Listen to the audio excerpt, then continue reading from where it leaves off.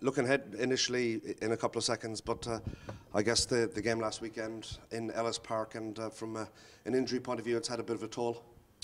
Yeah, we've lost Robbie. He's got a knee problem. He's gone back to get some further investigation around what the best process is from here. So we won't know really about that for a week or two, probably, about what he's going to have done there, whether it's anything at all, whether he's just going to have to rehab it. But yeah, it's unfortunate, especially for Robbie, who was obviously in great form. Does that alter your plans in terms of this week? Is it too late to call anybody else up? Are you happy that what you have here covers off what you need to do?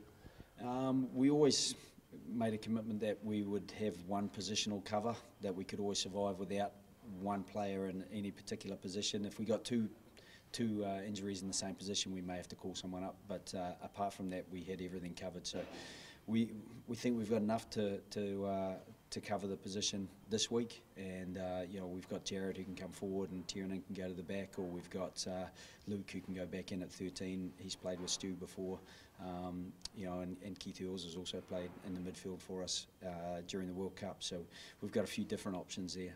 In terms of this week and the preparation for the game, how much is the load factor? Something that you need to consider. Yeah, we've got a tired group. And I think, on the back of our performance on Saturday, which I thought was, a full and, quite draining effort. At the same time, it's hard to take anything away from players who are really giving it their best effort when they've run out of legs, or when they're still trying to find their way into the rhythm of the game. It's one of the difficulties with the altitude. You can't really contribute as much until you've got your second wind, and if you're only going on with 10 minutes to go, it takes about that long to get your second wind. So, because of the nature of the game, it was so tight. As far as holding that margin was concerned, we just felt that the players who were in the rhythm of the game were in the best situation to kind of keep that going. It's always difficult during the game as opposed to hindsight, but it's one of those things now that we'll hopefully have a few fresh bodies this week, and that will help boost the level of energy. Just on last Saturday, there's a kind of a tinge of regret there, perhaps, that maybe the bench players didn't get a bigger part to play, if you understand, given the circumstance of the altitude.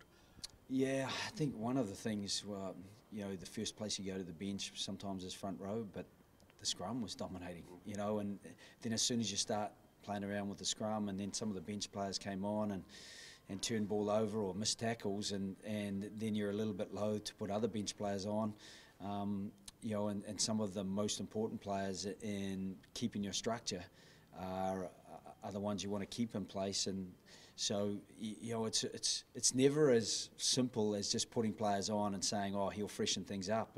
You're always looking at the players who are on there, and the feedback we were getting was, yeah, look, they're okay, they can keep going. And once we got messages that they were starting to fade, we tried to work our way through the bench, but that earned the lead that we had, and so it's hard to then take them away. And some of the players who did come off when we had a 16-point lead, they look back at the game now and they've got their own frustrations.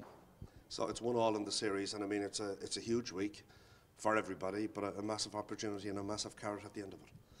Yeah, it's kind of a paradoxical week for us. It's a huge week, but we can't do too much to prepare. We're trying to balance that recovery factor with a really good preparation. So the fact that we've had 2 weeks together now will certainly help. We've managed to get about half a dozen trainings together.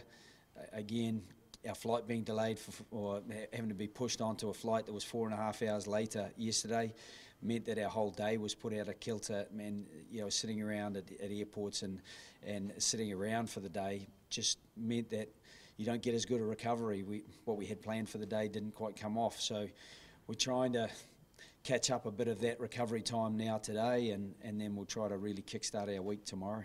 Before I let you finish, 2 games gone, a 6-point win and a 6-point loss. So what happens next Saturday? Yeah, look, it couldn't be much more finely balanced, and as disappointed as we are with the last 20 minutes of last weekend, I think, you know, what people thought might happen on this tour and what the players have really put onto the pitch, I think two different things, and I'd love to see that continue on Saturday. I know that you know, now the Springbok have got some rhythm, and the power play that they demonstrated in that last 20 minutes will put them on the front foot.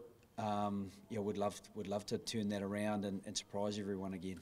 Would you be concerned that there might be an emotional tiredness there, you know, given where you were last Saturday and what didn't happen when the full-time whistle went? Yeah, sure. You know, I'm always concerned about a lot of things, Corky.